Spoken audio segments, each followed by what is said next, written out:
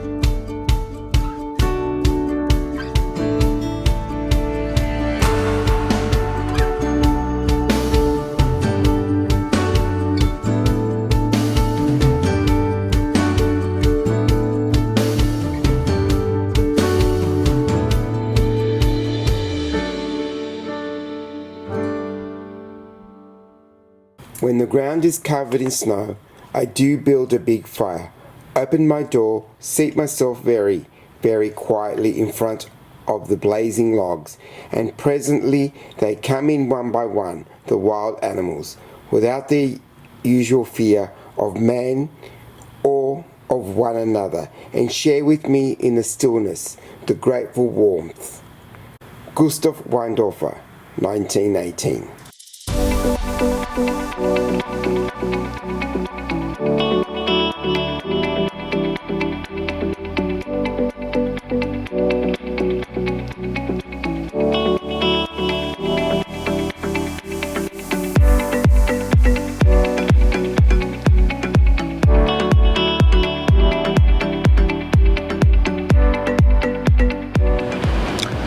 When in Sheffield, you must come to a Slater store. Now the Slater store goes back to 1899, where you'll see from these murals we have Thomas and Mahala Clark. They were the original founders of those particular days. They were general dressmakers and milliners, but it wasn't until the next generation came along, and that was their daughter Nellie Slater and her husband Jess. And they established the particular building in 1921, and it has just subsequently grown from there. So when in Sheffield, come to Slater's.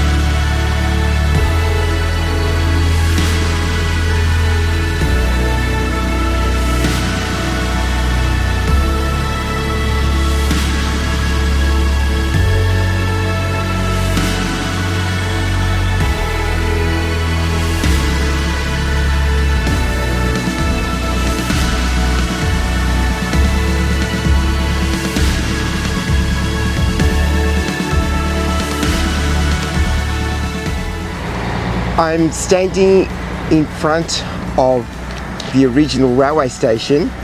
The station itself was built in 1914. It was moved to its present site in 1993.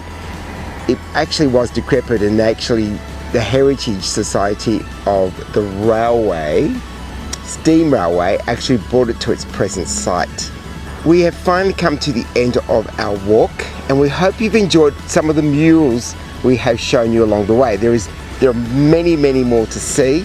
I've only touched on some of them. We shall say goodbye to you from here and see you on our next adventure. Bye folks, thanks for coming along.